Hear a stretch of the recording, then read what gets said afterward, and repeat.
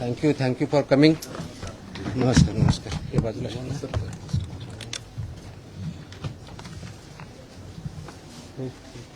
आपल्या फोडला बोलला तुम्ही बसा. थोडं पाठीमाग घेऊ का? थोडं पाठीमाग सरू का?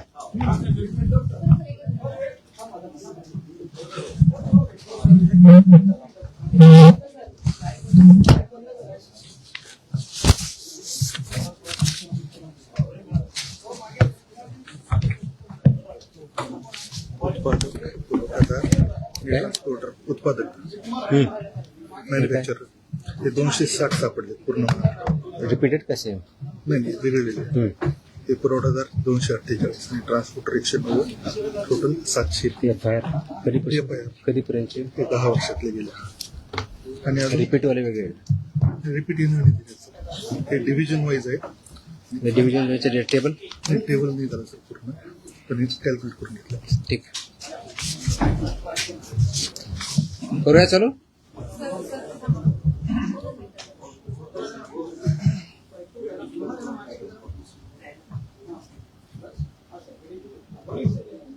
Okay. Welcome to the press conference. आज मुद्दामून एक महत्त्वाच्या विषयासाठी आपल्याला इथं बोलवलं आहे. गेल्या अनेक वर्षापासून आपल्याला माहिती आहे की महाराष्ट्रामध्ये गुटखाबंदी केलेली आहे. आपल्या FSSAI ॲक्टच्या सेक्शन 30 अंतर्गत प्रतिबंधित जे फूड आयटम्स आहेत त्याच्यामध्ये गुटखा आणि तत्सम आयटम जे आपले आहेत त्याच्यावरती गुटखाबंदी केलेली आहे. त्याच्यावरती आपण अनेक वेळा कारवाई करतो, रेड्स करतो, फाईन करतो, FIR करतो. त्याच्यामधल्या प्रोव्हिजननुसार जेल पण होते, प्रॉसिक्युशन पण चालू आहेत. परंतु प्रोहिबिटेड आयटम असतानाही, फूड आयटम असतानाही महाराष्ट्रातल्या ऑलमोस्ट सगळ्या ठिकाणी हा गुटखा विकला जातो आणि कंझ्युम केला जातो. ही रियालिटी आपण बघतोय. मग याच्यावरती पर्याय काय? एन्फोर्समेंट तर चालू आहे, ते आपण आता जास्त स्ट्रिक्ट करत आहोत, तर ते चालूच राहील. परंतु याच्यावरती काही डेटरन्स असा क्रिएट करता येईल का की ज्याच्या माध्यमातून, कारण प्रोड्युसर तर इथं नाही आहेत प्रोहिबिटेड असल्यामुळं, ते बाहेरून आपण जे याच्यामध्ये इन्व्हॉल्व असणारे बिझनेसेस आहेत, बिझनेस पर्सन्स आहेत, ट्रान्सपोर्टर्स आहेत, रिटेलर्स, होलसेलर्स, सेलर्स, हे त्याच्यामध्ये इन्व्हॉल्व आहेत. त्या प्रकारचं रॅकेट आहे आणि ते जर उद्ध्वस्त करायचे तर आपल्याला खूप मोठ्या प्रमाणात स्ट्रॉंग स्टँड घेणं हे गरजेचं आहे. ह्या निष्कर्षापर्यंत शासन पोहोचलेलं आहे आणि म्हणून मध्ये बऱ्याच वेळेस याच्यावरती डिस्कशन पण झालं की काय केलं पाहिजे. आणि मी इथं जॉईन झाल्यानंतरही याच्यावरती आम्ही विचार केला काय करता येईल, कारण याच्यामध्ये this is a danger to public health आणि म्हणूनच तो आयटम प्रोहिबिट केलेला आहे. जर पब्लिक हेल्थला जर डेंजर असेल आणि तो आयटम प्रोहिबिट केलेला असेल तरीही त्याचा व्यापार होत असेल, तिथं ट्रान्सपोर्ट होत असेल, होलसेलर विकत असतील, सेलर विकत असतील आणि तो अवेलेबल होत असेल, तर त्याच्यावरती स्ट्रिंजेस्ट पॉसिबल ॲक्शन घेणं गरजेचं आहे. ह्या निष्कर्षापर्यंत पोहोचल्यामुळं आज दिनांक 12 जून रोजी मी मोका लावण्याचे आदेश पारित केलेले आहेत. So have issued the order saying that MCOCA provisions will be, MCOCA कायदा, मकोका ज्याला आपण म्हणतो, महाराष्ट्र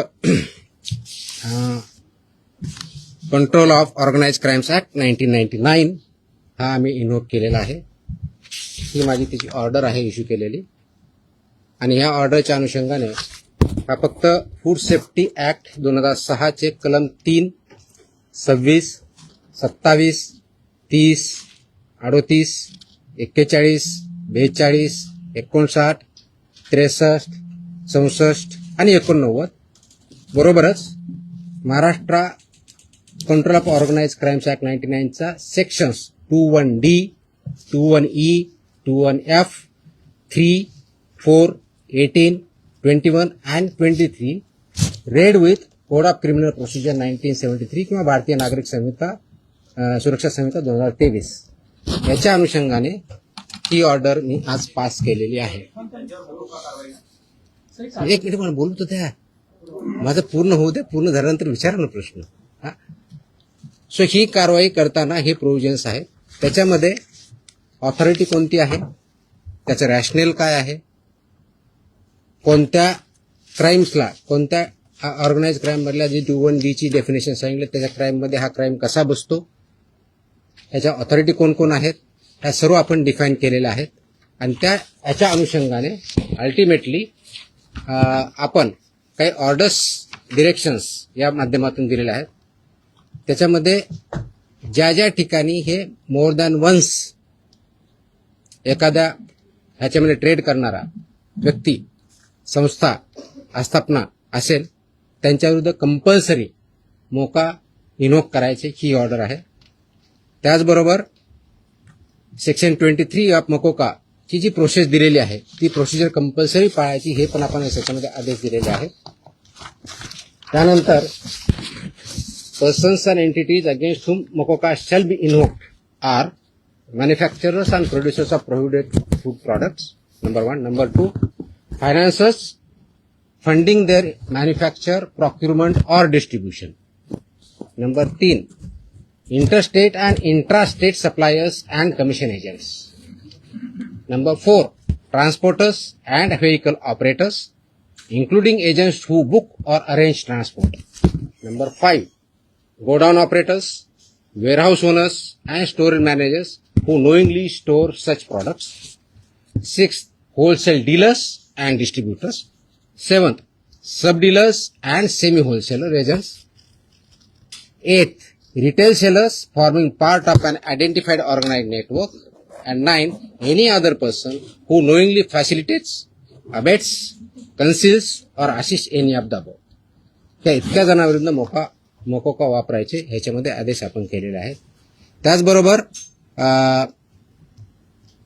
प्रिझम्पशन ऑफ एलिजिबिलिटी जी आहे ते फक्त याच्यावरती नाही तर प्रिझम्पशन ऑफ एलिजिबिलिटी हे आपण ज्यावेळेस म्हणतो की any one or more of the following is present, ते स्ट्रॉंग प्रिझम्पशन फेवर करणारं मोकोकाला हे प्रोव्हिजन वापरायचं. आणि no officer shall refrain without recording specific return reasons approved by joint commissioner. रिजनचं जे असेल त्याच्यामध्ये की इंटरस्टेट सप्लाय चेन और मॅन्युफॅक्चर नेक्सस हे आपल्याला वरती न्यायचं प्रिझम्पशन ऑफ एलिजिबिलिटीसाठी वापरायचं. Clandestine godowns, fake labels, dummy firms और फॉर्ज्ड इनव्हॉइसेस याच्यासाठी सुद्धा हा वापरायचा आहे. Simultaneous seizures across multiple districts pointing to a common syndicate त्याच्यासाठी सुद्धा वापरायचं आहे. करप्शन ऑफ इन्फोर्समेंट ऑफिशियल्स और intimidation of informants of witnesses यासाठी आपण वापरणार आहोत. Seizure value exceeding ₹10 lakhs in a single action or ₹25 lakhs cumulatively from the same account or network, and financial flows indicating systematic profiteering including hawala or benami channels याच्या सुद्धा तिथे escalate करण्यासाठी हे सुद्धा प्रोव्हिजन त्याच्यामध्ये आपण वापरणार आहोत. याची ओरिजिनल ड्युटी आहे ते आपण फूड सेफ्टी ऑफिसरवरती देणार आहोत. डेजिग्नेटेड ऑफिसरच्या ड्युटी आपण याच्यात ज्याला असिस्टंट म्हणून त्यांना डिफाईन केलेल्या आहेत, जॉईंट कमिशनरच्या केलेल्या आहेत. नेटवर्क वाईड प्रॉसिक्युशन करायचं हे आपण सांगितलं आहे, पार्शल ऍक्शन घ्यायची नाही, कंप्लीट घ्यायची. आणि कॉन्फिस्केशन, अटॅचमेंट अँड फोरफिचरचं कसं करायचं ट्विन ट्रॅक स्ट्रॅटेजी ही पण त्याच्यामध्ये सांगितलेली आहे. त्याचं प्रॉसिक्युशन रजिस्टर मेंटेन करायचं सांगितलेलं आहे, बेलला अपोजिशन करायचं सांगितलेलं आहे, आणि procedure compliance with the criminal procedure code हे सुद्धा आपण मॅन्डेटरी केलेलं आहे. याचा सर्वांचा ऑब्जेक्टिव्ह जो आहे बेसिकली आपण मोका का वापरतोय, कारण हा स्ट्रिंजंट लॉ आहे, आय अंडरस्टँड, आणि त्याचं म्हणूनच खूप थॉट करून, विचार करून याच्यावरती कायद्याचे जे कलम आहेत, सेक्शन्स आहेत त्याचा अभ्यास करून this order is basically done to prosecute in the interest of food safety in violation but as an organized crime against public health. हा क्राईम पब्लिक हेल्थच्या अगेन्स्ट आहे. आणि आर्टिकल 47 ऑफ द कॉन्स्टिट्यूशन जे आहे ते स्टेटला मॅन्डेट करतं. That is where my order begins with. आणि तुम्हाला copy me देईलच, press note बरोबर ही कॉपी पण असेल, so that you can go through that order. It says the Article 47 of the Constitution of India cast upon a state primary duty to improve public health and in particular to bring about prohibition of consumption of substances injurious to health. हे already आपण prohibit केलेलं आहे, त्याचं implementation व्हावं, public health improve व्हावं आणि public health जी endanger होते ते कंट्रोल करता यावं या दृष्टिकोनातून मकोका कायद्याचे प्रोव्हिजन हे प्रोहिबिटेड आयटम जे 32 म्हणजे फसाई ऍक्टच्या सेक्शन 32 अंतर्गत जे आपण प्रोहिबिट केलेले आयटम आहेत त्यांच्यावरती आजपासून म्हणजे अगोदरच लागू करू शकलो असतं, पण आज आपण ती ऑर्डर काढलेली आहे and it will B implemented completely across the state of Maharashtra. Sir, जो कायदा केला जातो फॉरवर्ड चोरी जाते दुकानामध्ये पान मसाल्याच्या पुड्या आणि सुकी पुडी जे ते मिक्स केल्यानंतर गुटख्यासारखा पदार्थ तयार होतो. अशा पद्धतीने चालकीला कसं रोखलं जाणार, कारण तो स्पेसिफिकली गुटखा या टायटल खाली विकला जातो. त्याच्यामध्ये मिसलिडिंग ॲडव्हर्टाइजमेंट ऍक्ट आहे. तुम्हाला काही दिवसापूर्वी कारवाई केलेली बघितली. फसाईमध्ये सुद्धा मिसलीड करणं, लेबलमध्ये चुकीची माहिती देणं, इन्ग्रेडियंट चुकीचे असताना वेगळा क्लेम करणं हा सुद्धा गुन्हा आहे. त्यानुसार आपण कारवाई करतो त्याच्यावरती. तर ही जी चालाकी केली जाते, दिस इज मिसलिडिंग. तर मिसलिडिंगला कायदा आहे. दुसरं मिश्रण जे असतं जे पान मसाला त्याला सुद्धा याच्या अंडर घेतलं जातं ते तंबाखू मी मिश्रण. तेच सांगतोय की आपल्याला कोणताही एखादी ज्यावेळेस प्रॉडक्ट असतो त्याच्यावरती लेबल कोणतं असावं, ते कोणत्या स्टँडर्डचं असावं, त्याच्यामध्ये कोणते कोणते इन्ग्रेडियंट असावे, त्याची काय व्हॅल्यू आहेत वेगवेगळ्या, त्या दिले, त्याचे रेग्युलेशन्स आहेत. फसाईमध्ये रेग्युलेशन्स दिलेले आहेत, व्हेरी क्लिअरली दिलेले आहेत. त्याचबरोबर ॲडव्हर्टायझिंग आणि मार्केटिंगचे सुद्धा रेग्युलेशन्स क्लिअरली आहेत. त्याचं व्हायोलेशन जिथं जिथं होतं त्या प्रोव्हिजनचा वापर आम्ही तिथं करणार आहोत. तर सर, याची जेव्हा कारवाई केली जाते तेव्हा लोकल पोलिसांची भूमिका खूप महत्वाची असते. स्पेशली बीट मार्शल आणि यांचा जो व्हिजिलन्स असतो तो अनेक वेळा नेक्सस तिकडे दिसून येतो अनेक पानटपऱ्यांवरती. ते कसं ब्रेक केलं जाणार, कारण आपल्याकडनं कडक कारवाईची तरतूद सगळ्यांकडून. त्याच्यामुळे तुम्ही जर आता मी वाचलं व्यवस्थित ऐकलं असतं तर त्याच्यामुळे तुमच्याकडनं प्रतिक्रिया त्याच्यावरती अपेक्षित. पोलीस आणि नेक्सस झाले की it's not about police or FDA किंवा food safety officers. It is the holistic. याच्यामध्ये कंझ्युम करणारा आहे तेवढा जबाबदार आहे, विकणारा आहे तेवढा जबाबदार आहे, इन्फोर्स न करणारा आहे तेवढा जबाबदार आहे. जो कोणी जबाबदार असेल आपण त्याच्यावरती कारवाई करणार आहोत आणि स्ट्रिक्ट करतोय. तुम्ही गेल्या काही दिवसामध्ये बघितलं असेल, हा ज्यावेळेस प्रोहिबिट केला त्यावेळेसचा उद्देश हाच होता की it's a danger to public health. आणि ते जर टाळायचं असेल, कारण याच्यामधून काय काय आजार होतात हे मी वेगळं सांगण्याची गरज नाही. It's documented, it's in the public domain. ते करण्यासाठी आपल्याला स्ट्रिंजंट ऍक्टचे प्रोव्हिजन आपण आज का इन्व्होक करतोय, कारण जेवढ्या इफेक्टिव्हली आपल्याला करायचं होतं तेवढं होऊ शकलं ना. हा डेटाच्या आधारे तुम्हाला मी डेटा सांगतो, म्हणजे जस्ट फॉर इन्फॉर्मेशन आपल्याला हा एक असेल की आतापर्यंत गेल्या 10 वर्षात ऑलमोस्ट आपण FIR किती केलेले आहेत महाराष्ट्रामध्ये. 32चा FSSAचा जो सेक्शन प्रोहिबिट केलेला आहे त्याच्यावरती. जे मॅन्युफॅक्चरर्स आहेत त्यांच्या विरुद्ध 260 मॅन्युफॅक्चरर्स FIR आहेत आपले. जे पुरवठादार आहेत सप्लायर्स ते 248 आहेत आणि पर्सन्स जे आहेत ते असे 190, असे 703 ट्रान्सपोर्ट कोणते हे ट्रान्सपोर्ट सॉरी ट्रान्सपोर्टर म्हणजे उत्पादक 260, सप्लायर्स 248 आणि ट्रान्सपोर्टर्स 190 असे 703 FIR आहेत. सो FIR काय कमी केलेत अशातला भाग नाही. त्यांचं प्रॉसिक्युशन, त्यांची पुढची प्रोसेस आपण करतोय. पण आपल्याला अजूनही त्याच्यामध्ये कम्प्लीट याच्यामधून खरोखरच हद्दपात करण्याच्या दृष्टीने कारण याच्यातून झाला नाही तर पुढची स्टेप आपण घेतोय आणि ती आज आपण घेतलेली आहे. Yes please. पदभार स्वीकारला एक मिनिट. गुटखा हा 2 नंबर धंदा आहे आणि याच्यामध्ये खूप मोठं अर्थकारण आहे आणि ज्याच्यामध्ये पोलीस प्रशासन सुद्धा मोठ्या प्रमाणात खास करून बॉर्डरवरचे जे जिल्हे आहेत किंवा बॉर्डरवरचे जे पोलीस स्टेशन आहेत तर तिथून मोठ्या प्रमाणात गुटखा सप्लाय होतो. आता मी ज्या भागात धाराशिव जिल्ह्यामध्ये पोलीस स्टेशनच्या मोठ्या प्रमाणात पोलीस प्रशासन काही गाड्या पकडतं, काही गाड्या सोडतं, असे पण आपण मी जे सांगितलंय की दोज हु आर रिस्पॉन्सिबल त्यांच्यावरती आपण कारवाई करणार. कुणी असू द्या, म्हणजे माझे अधिकारी होऊ शकतात, इन्व्हॉल्व जर असतील तर दुसरे कुणी असू शकतात. त्याच्यामध्ये एड्स, अबेट हे शब्दप्रयोग आपण जे केलेले आहेत त्याच्यामध्ये त्यांचं इन्व्हॉल्वमेंट जर सिद्ध झालं तर आपण त्यांच्यावरती कारवाई. नाही FIR आतापर्यंत झालेले आहे, पण ते प्रूव्ह करण्यासाठी you are not getting my point. ते प्रूव्ह करण्यासाठी लेट मी आन्सर दॅट. ते प्रूव्ह करण्यासाठी आपल्याला ते डॉक्युमेंटरी एव्हिडन्स लागतील, आपल्याला एव्हिडन्सेस लागतील. असे आपल्याकडे सापडले तर डेफिनेटली आपण कारवाई करू. Let me complete.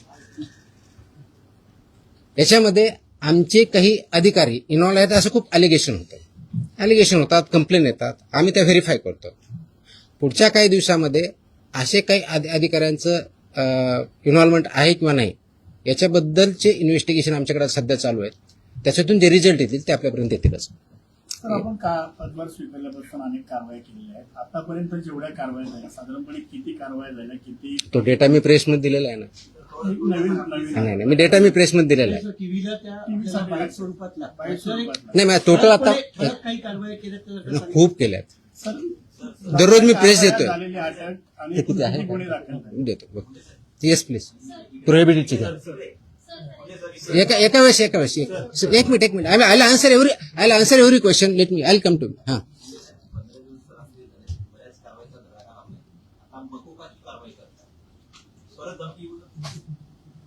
मला धमकी आलेलं कोणी सांगितलं तुम्हाला?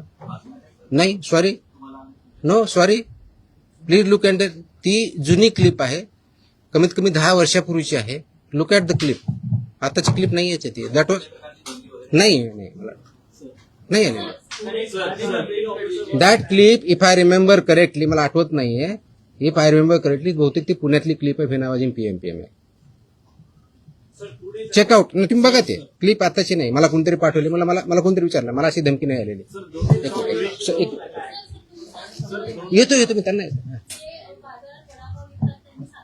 Let us focus on this. There are so many issues. Let us focus on this.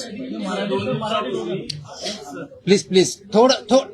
I'll answer on this one. 2 दिवसापूर्वी संभाजीनगरमध्ये एफडीएच्या पथकावर दगड फेकला आणि अधिकाऱ्यांना स्कॉर्पिओ गाडी त्यांच्या अंगावर घालण्याचा प्रयत्न केला. त्यांच्यावर पण मोकोका अंतर्गत कारवाई होती. आता हे जे मी exactly that's what I am saying. कारण मोकोका क्लॉज वापरण्यासाठी ज्या काही प्री कंडिशन्स आहेत त्या फुलफिल झाल्या डेफिनेटली करणार आम्ही. कारण त्याला एका गुन्ह्यासाठी होत नाही. It has to be more than 1 offence in last 10 years. त्यांच्यावर जर झालेला असेल तर डेफिनेटली आम्ही करू. कारण त्याचं कंडिशन फुलफिल करायला पाहिजे. अदरवाईज आमचे FSSAचे ऍक्ट, BNS ऍक्ट आम्ही ते वापरतोच आहोत. आज ती जे हल्ला झाला त्याच्यावरती इमिजिएटली स्विफ्ट कारवाई पण झाली. 7 का 8 लोक त्याच्यामध्ये अरेस्ट पण झाले immediately. I spoke on with DGP also. DGPने सुद्धा इमिजिएटली त्याच्यावरती रजिस्ट्रेशन म्हणून कारवाई केली. अँड अशा प्रकारचे हल्ले आम्ही भिणार नाही. Very clearly will protect our officers आणि those who take law into their hands will show force of the law. एक मिनिट. येस नाही, बाजूला तुमच्या. बताऊंगा. मेरी हिंदी इतनी अच्छी है ही नहीं, जितनी भी टूटी फूटी है उसमें बात करूंगा. बोलूंगा. एक मिनिट तुम्हाला उत्तर दिलं ना मी. आपण एकदा मराठी पूर्ण करून घेऊया, मग आपण अरे थांबा ना तुम्ही, मी इथंच आहे, मी कुठे पळून नाही चाललो. सिस्टमॅटिक होईल. भिवंडीमध्ये जे आहे ते नकली एफडी अधिकाऱ्यांना अटक करण्यात आलेली आहे. त्यामुळे कशा पद्धतीने जर एखाद्या वेळेस आपण ज्यावेळी थाळी टाकतो, आय कार्ड असतं ऑफिसरकडे. Simple. My officers wear I card. Very clearly they show the I card. या प्रतिबंधित माल जो आहे तो बऱ्याचदा गुजरात सारख्या राज्यातून मुंबईत येतो. खास करून गुटखा असेल किंवा बऱ्याचदा भेसळयुक्त खावा देखील गुजरातवरूनच मुंबईमध्ये येतो. वाहतूक व्यवस्था करणाऱ्या अनेक लक्झरी बसेस असतात, टुरिस्ट गाड्या असतात किंवा ट्रक.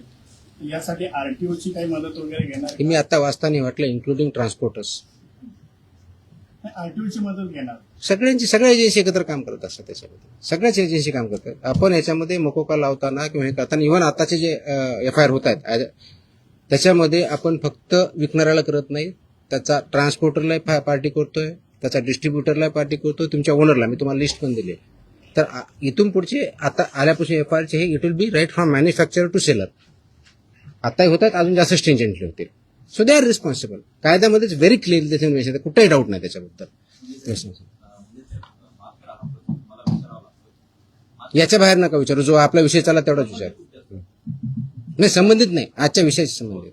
तुकाराम मुंडे साहेब ज्या विभागाचा पदभार ग्रहण करतात तो विभाग नेहमी चर्चेत येतो, असं का होतं? त्याचं उत्तर तुम्ही द्या, मी कसं देणार आहे? आय मीन तो काय होतो तर you are better. No, I cannot answer this. Simple. कारण काय येतो, लोक चर्चा का करतात, तुम्ही जास्त का पब्लिश करतात, का कुणी काय करतं, ह्याचं उत्तर मी नाही देऊ शकत. You have to analyse. त्याचं उत्तर मी कसं देऊ शकणार? सोशल मीडियावरती तुम्ही विचारलं प्रचंड लोकांचा पाठिंबा. We are diverting. Let us not divert. No. So no, हे जे विषय त्याच्यावरती आपण बोलू, बाकीच्या विषय नाही. हा नाही, याच्या अगोदर फक्त हा डेटा प्रोहिबिटेड ना, प्रतिबंध. आता तुम्ही जो विचारला होता प्रश्न की मी 25 मे ते 11 जून या काळामध्ये प्रोहिबिटेडच्या बाबतीत म्हणजे प्रतिबंधित आयटमच्या बाबतीतला सांगतोय, बाकीच्या नाही सांगत आहे, कारण हा प्रोहिबिटेडचा विषय आहे. म्हणून तपासणी केलेल्या आस्थापना म्हणजे प्रोहिबिटेडच्या बाबतीत त्या 354 आहे, 354. बाकीचे असेल ना आपल्याकडे पुढची केलेली ती पण असेल ना, तो पण मागवा ना. आणि ड्रगचे असेल तर ड्रगचं पण मागवा. त्याच्यामध्ये नाही सॉरी, प्रतिबंधित पदार्थ आढळलेल्या आस्थापनाची संख्या 344 सापडली आपल्याला. तपासणी 354 केली, 344 मध्ये फाइंड आउट झालं. जप्त साठ्याची किंमत ह्या 344 मध्ये एक किती रुपये 3,27,24,629 rupees. 3,27,24,629 rupees. FIRs 235. Arrested people 350. Seal establishment of this 344 are 274. Seized vehicles are 26, and the price of that vehicle is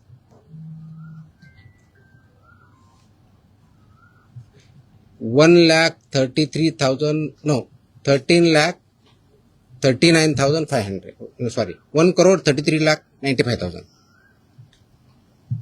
So this is about 25 मे ते 11 जून प्रोहिबिटेड आयटमच्या बाबतीत जी मोकोका आपण लावलाय त्याच्या बाबतीतची माहिती आहे. वाहने किती जप्त? 26. त्याची कॉपी पाहिजे कॉपी द्या सर्वांना. Okay. So I am giving you the press note detail in Marathi and I am attaching the order also. So you are aware of this. Order is in English. ते आम्ही मराठीमध्ये आम्ही पाठवतो आमच्या ऑफिसला. पण बिग एक्झॉस्टिव्ह ऑर्डर आहे.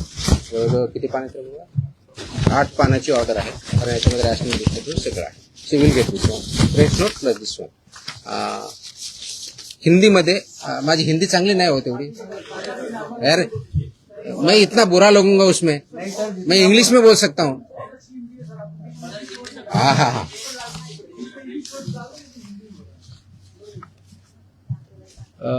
आप सब जानते हैं कि महाराष्ट्र में FSI एक्ट के तहत सेक्शन 30 के अंदर प्रोहिबिटेड आइटम्स है. जैसे कि गुटखा, पान मसाला, इसमें एक आइटम से प्रोहिबिटेड है. इसका मतलब ये होता है कि ये प्रोडक्ट, फूड प्रोडक्ट जो है प्रोहिबिटेड, वो महाराष्ट्र में मैन्युफैक्चर नहीं हो सकता है, ट्रांसपोर्ट नहीं हो सकता है, स्टोर नहीं हो सकता है, सेल नहीं हो सकता है. फिर भी बहुत कार्रवाई करने के बावजूद इसका सेलिंग और अवेलेबिलिटी महाराष्ट्र में कई जगहों पे पाया जाता है. इसलिए गवर्नमेंट शासन ने ये डिस्कशन कर रही थी इस पर क्या किया जाए, कौन सा स्ट्रिंजेंट एक्ट या क्लॉज या कार्रवाई की जाए जिसकी वजह से ये एक्चुअली प्रोहिबिट होगा, क्योंकि ये दिस इज ए इंडेंजर, तो पब्लिक हेल्थ के लिए हानिकारक है. इससे पब्लिक हेल्थ इंडेंजर होती है. ये नॉलेज पब्लिक डोमेन में है. तो इसके तहत आज हमने मोकोका एक्ट जो है महाराष्ट्र का, Maharashtra control of organise crime act 1999, ये इसमें इन्वोक करने का निर्णय लिया है, लागू किया है कि जो ये बिजनेस में मैन्युफैक्चरिंग करते हैं, ट्रांसपोर्ट करते हैं, सेल करते हैं, डीलर्स है, सेमी डीलर्स है, ये सबको ये प्रोविजन के अंदर अभी कार्रवाई की जाएगी. उसकी जो प्रोसीजर दी है सेक्शन 23 के अंदर मोकोका के, वो फॉलो करके ये मैंडेटरी किया गया है कि जो मोकोका के प्रोविजंस के में लायबल है वो मैंडेटरी हमारे ऑफिसर एफआईआर करते समय मोकोका का प्रोविजन एक्ट इन्वोक करेंगे और उनको पनिशमेंट करेंगे. इसका ऑब्जेक्टिव है, उद्देश्य है कि पब्लिक हेल्थ जो इंडेंजर हुई है इसकी वजह से उसको पूरा तरह से रोका जाए. और वो जो हमने प्रोहिबिशन किया है आइटम्स में, उसका अवेलेबिलिटी महाराष्ट्र में कहीं न हो और लोग उसको न खाए, जिसकी वजह से उनकी हेल्थ अच्छी रहेगी, उनका हेल्थ अच्छे रहने की वजह से उनका प्रोडक्टिविटी अच्छी रहेगी और जो ह्यूमन डेवलपमेंट है, ह्यूमन ग्रोथ है, उसको भी अच्छी तरह से हो जाएगा. इसीलिए ये प्रोविजन आज हमने इन्वोक किया है. इसका ऑर्डर हमने आज as a commissioner food safety Maharashtra बोल के इश्यू किया है और ये लागू हो रहा है और ये सब स्ट्रिक्टली आगे इम्प्लीमेंट होगा. अब तक का लास्ट 10 साल में जो मैन्युफैक्चरर्स है उनके खिलाफ 260 एफआईआर हुए हैं, जो सप्लायर्स है 248 एफआईआर हुए हैं, जो ट्रांसपोर्टर्स है 190, ऐसी 703 एफआईआर भी हो चुके हैं. इसका डेटा हमने मांगा है, उसका एनालिसिस भी चल रहा है. तो मेरी ये सुझाव है, वार्निंग है, those who are involve in this business, इधर मैन्युफैक्चरर और ट्रांसपोर्टर्स और सेलर्स और डीलर्स और सेमी डीलर्स, ये महाराष्ट्र में आप काम बंद कीजिए, नहीं तो ये कानून के हिसाब आपको कड़ी से कड़ी आपको सजा इसमें पता है वो दिया है, इसी शासन सजा देंगे, प्रोसिक्यूट करेंगे और हम महाराष्ट्र जो प्रोहिबिटेड आइटम है उसमें नहीं मिलने देंगे. किस के तहत ये जो हमने बताया कि इसमें कौन कौन आता है, तो इसमें मैन्युफैक्चरर आएंगे, manufacturer end producers of prohibited items, financiers funding जो करते हैं मैन्युफैक्चर के लिए या प्रोक्यूरमेंट के लिए या डिस्ट्रीब्यूशन के लिए, वो भी आएंगे। इंटर स्टेट और इंट्रा स्टेट सप्लाईज जो है वो भी इसमें आएंगे, कमीशन एजेंट्स भी इसमें आएंगे, ट्रांसपोर्टर्स आएंगे, व्हीकल ऑपरेटर्स आएंगे, इंक्लूडिंग एजेंट्स हु बुक और अरेंज फॉर ट्रांसपोर्ट, वो भी आएंगे। गोडाउन ऑपरेटर्स आएंगे, वेयरहाउस ओनर्स आएंगे and store managers who knowingly store such products, वो भी आएंगे। होलसेल डीलर्स एंड डिस्ट्रीब्यूटर्स भी आएंगे, sub dealers and semi wholesalers भी आएंगे, एजेंट्स भी आएंगे, retail sellers forming part of an identified organise network भी आएंगे, और एनी अदर पर्सन नोइंगली, जानबूझ के उसको अबेट करता है, इंफॉर्मेशन कंसील करता है या असिस्ट करता है, ये सब कुछ चला के लगेगा। सेलर है,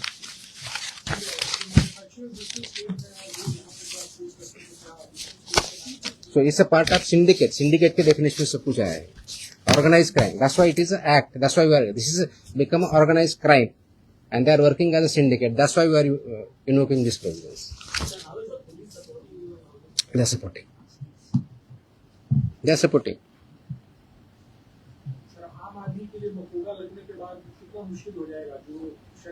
आम आदमी को क्यों मुश्किल होगा? आम आदमी बिजनेस में नहीं है ना।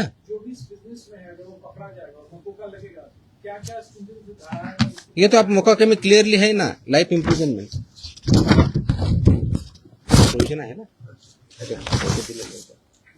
किती सजा आहे त्याची? किती वर्ष ते काढा जरा प्रोविजन।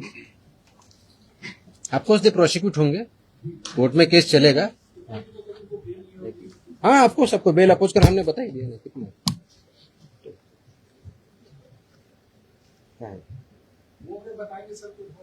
नहीं वो तो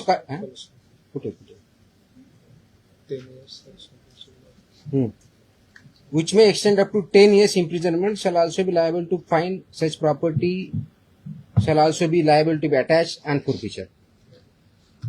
और रिपीट है तो उसके फिर और बताए, यहाँ इम्प्रिजनमेंट प्रॉपर्टी भी सीज होगी। नाही हे विषय संपवल्यानंतर आपण दुसरा आता, ठीक आहे। तुमचे प्रश्न संपत नसतात कधी, मला माहिती आहे। आय थिंक झालं ना आता हिंदीमध्ये। हा येतो येतो येतो येतो येतो येतो येतो एक विषय संपला, आता हा विषय संपवत आपण। माझी अशी अपेक्षा आहे आपल्याकडून, प्लीज याला चांगली पब्लिसिटी द्या। This is in the interest of state of Maharashtra, is very very crucial, very very crucial. Many people have fallen prey to this, so we need to save our people. We need to work. That's a public health hazard, and we have to eliminate it. Absolutely clear. So इसीलिए मुझे ये publicity जितनी ज़्यादा दे सकते हो वो दे दो. That is my request. Dairy ओनर्सची आणि मॅन्युफॅक्चर म्हणजे मिल्क अँड मिल्क प्रॉडक्ट्स याच्यामध्ये आज मीटिंग मी सगळ्यांची बोलवली होती. उद्देश हा होता की डेअरी सेक्टरमध्ये जे फसाईचे रेग्युलेशन्स आहेत, स्टँडर्ड्स आहेत, म्हणजे सगळ्या सेक्टरमध्ये आहेत, त्याच्यामध्ये डेअरीचे पर्टिक्युलरली बोलवले होते, कारण तो खूप मोठा इश्यू आहे, अनेक वर्षापासून आहे. अत्यंत चांगले लोक काम करणारे त्याच्यात आहेत आणि काही त्याच्यामध्ये चुकीचं काम करणारे पण आहेत.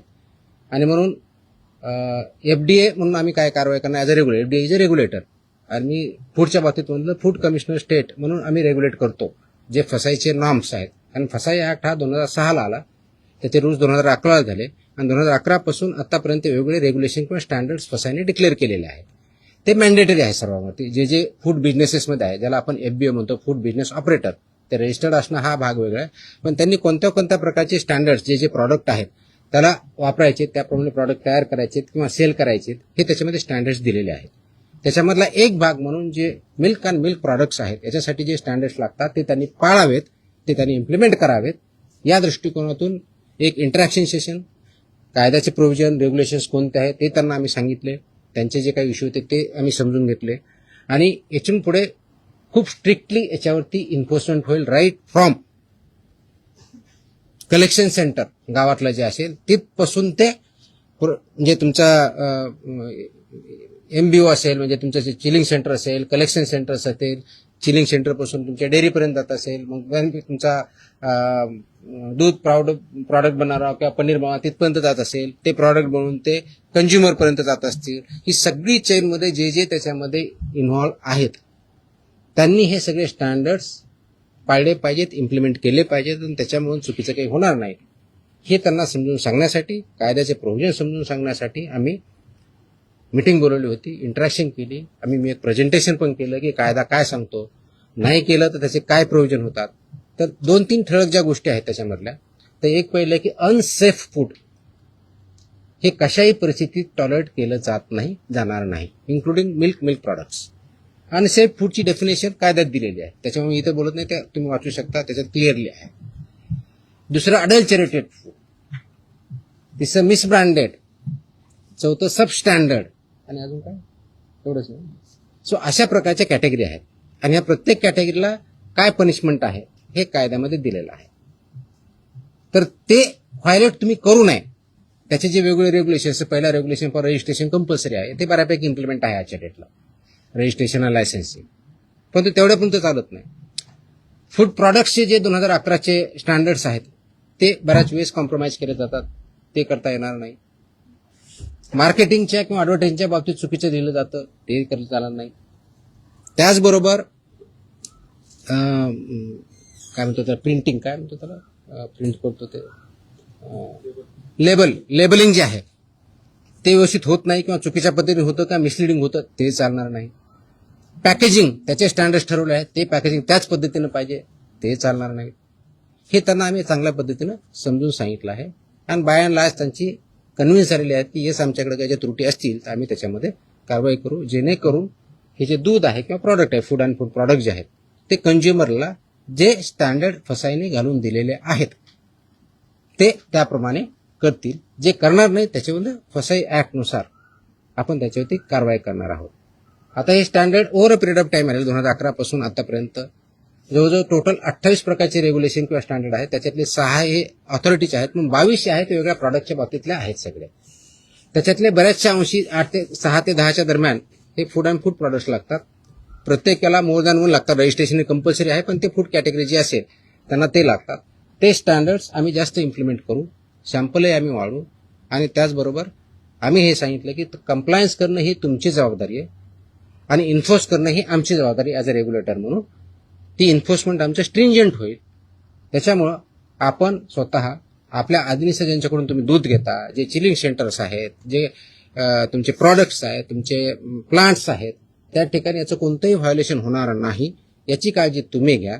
आणि सबस्टँडर्ड असेल, अनसेफ असेल, तो माल रिजेक्ट करा, तो तुम्ही वापरू नका, दुसऱ्याकडे वापरू देऊ नका, so that this unsafe, substandard, adulterated, misbranded असं कोणताही प्रॉडक्ट मार्केटमध्ये येणार नाही. त्यासाठी तुम्ही कार्यरत राहा आणि ते कंप्लायन्स करता की नाही त्याचं एन्फोर्समेंट आम्ही बघू आणि जिथं कंप्लायन्स होत नाही त्यांच्यावरती आम्ही स्ट्रिक्ट कारवाई करू. दिस वॉज द मीटिंग. तुमच्या कारवाईचं शेतकरी फार खुश आहेत.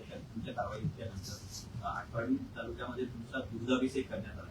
दुधाचे रेट वाढतील असं वाटतं तुम्हाला? रेट माझ्या हातात नाही आहेत. वाढवणं हा इज अ फ्री मार्केट, त्याच्यामुळे दुधाचा किती रेट असा होते डिमांड सप्लायवरती ठरलं आहे. पण आपण अडल्चरेशन बंद करू शकलो, आपण सबस्टँडर्ड दूध बंद करू शकलो, प्रॉडक्ट्स बंद करू शकलो, तर ऑफकोर्स प्युअर दुधाला डिमांड वाढेल. ऑफकोर्स मार्केट फोर्सेसनुसार त्याचे जे काही परिणाम होते ते होते. आतापर्यंत ज्या कारवाया झाल्या, अनेक जप्त केलेला माल आहे तो टेस्टिंगसाठी पाठवण्यात आलेला आहे. किती अहवाल येणे बाकी आहे? आता खास करून दूध किंवा दुग्धजन्य पदार्थ यांचे लवकर नाशवंत होतात,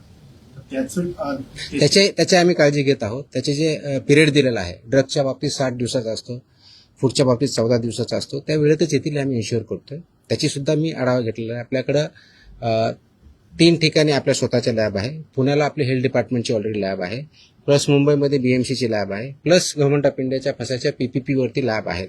त्याच्यामुळे आपण ते सॅम्पल वेळेत कसे होतील याची आपण काळजी घेत आहोत. मनुष्यबळा संदर्भात देखील मागे एकदा भरपूर एकाच दिवशी सगळं तुम्हाला परत प्रेसला यायचं नाही का असं सांगा, मी सांगू शकतो. नाही रोज तर नाही शक्य, पण इन बिटवीन आपण भेटत जाऊ. 100 नहीं इसमें वो प्रोहिबिटेड आइटम के लिए है. शासकीय है? विल एज आई टेल ना, इसमें रिपीट ऑफिसेस कितने हैं, क्या है, हम देखेंगे. अच्छा. Will examine everything. We have collected data, we have started work on that. ये एक दिन का ऑर्डर नहीं है. It has lot of thought has gone into it. जो कंडीशन में अगर फुलफिल करता है डेफिनेटली, इसीलिए मैंने मैंडेटरी किया है ना उसको.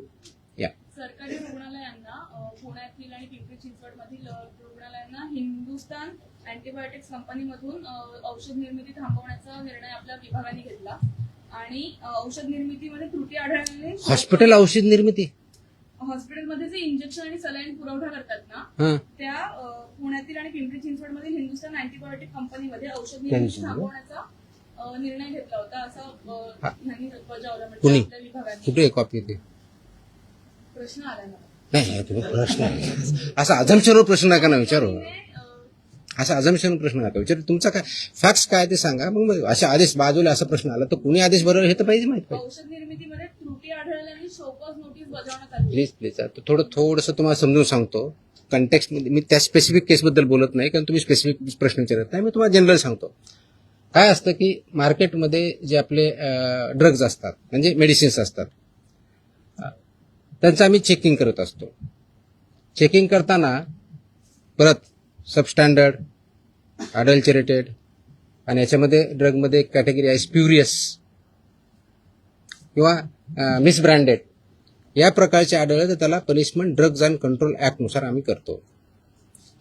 असे जर काही कॅटेगरी आढळल्या असते आमच्या याच्यामध्ये तर there is a provision called recall order म्हणतात त्याला, आणि स्टेट ड्रग कंट्रोलर ते करत असतो. ती प्रोसेस आम्ही चालू केलेली आहे. म्हणजे आम्ही कुठं आम्हाला कंप्लेंट आले, मी व्हेरीफाय केलं, आम्हाला वाटलं, आम्ही सॅम्पल घेतले, त्याच्यातून आम्हाला ह्या 4 कॅटेगरीपैकी जी कोणती आलेली आहे तर तो प्रॉडक्ट मार्केटमधून, फक्त हॉस्पिटलमधून नव्हे, मार्केटमधून आम्ही रिकॉल करतो. त्या कंपनीला सांगतो आणि त्याची मी पब्लिसिटी पण करतो. तर तशा प्रकारच्या ऑर्डर आम्ही ज्या केसेसमध्ये आम्ही ते recall order drug control, state drug controller who is sitting here, म्हणजे इथं जे आपण जॉईंट कमिशनर ड्रग HQ म्हणतो, he is a state drug controller, तर त्यांच्या मार्फत इश्यू करतो आणि ते कंप्लाय करतो. पर्पज असा असतो त्याच्या पाठीमागचं की जे हे चुकीचं आहे तर ते कंझ्युम होऊ नये, म्हणून ते रिकॉल ऑर्डर असते. आणि बाकीचे प्रोव्हिजन ज्याप्रमाणे FIR करून किंवा जे काय प्रॉसिक्युशन करायचे त्या कंपनीवर आम्ही करत असतो. तर अशा आमच्या पुण्यातले जे एक आम्ही हे केलेलं आहे, कोणते ते हां, पुण्यामध्ये शेड्यूल H मधले औषधे जप्त केले होते 11.19 लाखाचे. That is Cipla company. तर त्याची आमची तिथल्या लोकलने केली, पण इथून आमची ऑर्डर आज 1-2 दिवसामध्ये रिकॉलची जाईल. त्याच्यामुळे ते प्रॉडक्ट जे असतील ते पूर्ण मार्केटमधून पूर्ण अक्रॉस कुठे असू द्या, इंडियामधले कुठे असू द्या, ते रिकॉल होतील. तसेच बाकीच्याही गोष्टीवर आम्ही कारवाई केली. That is the provision you should understand. हे रिकॉल ऑर्डर असते. It's a standard procedure as per the drug control act 1940 आणि त्याच्या अंदर 1945 रूल. स्टँडर्ड प्रोसिजर आहे. वी आर फॉलोइंग इट ना. कदाचित अगोदर होत नव्हती, नाही माहीत, मला माहीत नाही, but will follow it so that public हेल्थला त्याच्यातून डेंजर राहणार नाही. आणि ऑफकोर्स ज्यांनी प्रोड्यूस केलेलं आहे, जे सेल करतात, त्यांच्यावरती नियमानुसार आपले कारवाई. ओके, बिफोर यू फॉरगेट, एक लास्ट अजून एक आदेश मी आज पारित केलेला आहे. हा आदेश आहे ड्रग्ज, म्हणजे माझ्याकडे 2 सेक्शन, एक फूड आहे आणि एक ड्रग आहे. हा आदेश आहे की बऱ्याच ठिकाणी आमच्याकडे कंप्लेन येतात, माहिती भेटते की हॉस्पिटलमध्ये कुणी पेशंट ॲडमिट जर असेल आणि त्याला जे काही औषधी लागत असतील तर ते त्यांच्याच फार्मसीमधून घ्यायचे, अशा काही कंप्लेन असतात आमच्याकडे. By law they cannot force any hospital तिथूनच घ्यायचं मॅन्डेट नाही आहे. त्याचे आदेश आम्ही जारी केलेले आहेत. आदेश त्याची पाहिजे तर कॉपी आम्ही प्रेस कदाचित उद्या देऊ, दिली का त्या, पण माहितीसाठी म्हणून देतोय की ऑलरेडी केले की असं त्यांना करता येत नाही. कोणत्याही पेशंटला जर बाहेरून आणायचं, हा त्यांचा चॉईस आहे. यू कॅनॉट फोर्स एनीबडी की तुमच्याच फार्मसीमधून किंवा ह्याच फार्मसीमधून किंवा त्याच फार्मसीमधून घ्या, हे तुम्ही पेशंटला फोर्स करू शकत नाही. हे आम्ही सगळ्यांना ऑर्डर काढलेली आहे आणि इट विल बी इन्फोर्स्ड, कारण तो सिटिझन्सचा किंवा पेशंटचा राईट आहे कुठून परचेस करायचा. त्यांना तुम्हाला प्रिस्क्रिप्शन द्यावं लागेल. प्रिस्क्रिप्शन दिल्यानंतर त्यांना जिथून आणायचे तिथून आणतील. त्याच्यामुळे यू कॅनॉट फोर्स की तुमच्याच फार्मसीमध्ये घ्यावा. तो पण आदेश आज आम्ही पारित केलेला आहे. जर डॉक्टरने लिहून दिलं प्रिस्क्रिप्शन, तो त्याच्यात जो प्रिस्क्रिप्शन किंवा पुढे जे काही लिहून देईल ते फक्त त्याच्याच मेडिकलमध्ये अवेलेबल असतं. जर दुसरीकडे घ्यायला गेला तर तिथं उपलब्ध नसतं. असं का बरं होईल? हो सर आहे. हो सर आहे. मला तरी अनुभव आहे. बँड्रामधले डॉक्टर म्हणजे मेडिसिन फक्त त्याच्या हॉस्पिटलसाठी. होल्ड ऑन ऐकून घ्या. ते मेडिसिन फक्त त्याच्या हॉस्पिटलसाठी बनवलं आहे का? त्याच्यात मेडिकल सांग. त्याच्यामध्ये स्टँडर्ड ज्या ऍडवायझरीज आहेत त्या ऍडवायझरी अशा आहेत की त्यासाठी जेनरिक ऑप्शन काय हे पण देऊ शकतात, ते मागू शकता पेशंट. अशा स्पेसिफिक आले तर आम्ही कारवाई करू. मला स्पेसिफिक लागले, जनरल नको. आम्ही कारवाई करो. There is a law. मैं है नहीं बोल रहा, मैं क्वेश्चन नहीं कर रहा हूँ. अगर ऐसे हमारे पास स्पेसिफिक कंप्लेन आते हैं हम कार्रवाई करेंगे ना. असं कसं ते कंटेंट पेक्षा ते ब्रँड नेम देतात, त्यामुळे लोक ब्रँड नेम वरती जातात आणि कंटेंट हा खूप मोठा विषय आहे. प्रिस्क्रिप्शन कसं लिहावं, कुठं लिहावं, कोणतं द्यावं, आता त्याच्यात मी जाणार नाही की तो माझा डोमेन नाही आहे. माझा ड्रगच्या बाबतीतला जो इश्यू आहे, अशा प्रकारच्या कंप्लेंट जर आमच्याकडे आल्या तर will definitely investigation look into it. Okay, I think I have satisfied everybody. आणि मकोकाला जरा वाईट पब्लिसिटी आहे. येस, हे अगोदर नाही सांगायचं का? अरे नाही, आता नाही, बाकीचे सगळे नाही, प्रिंटमध्ये it is required and it is essential also. Okay, चलो, थँक्यू. सर पीएम म्हणजे ट्रेडमार्क की तुकाराम मुंडे? गप्पा नको मारा.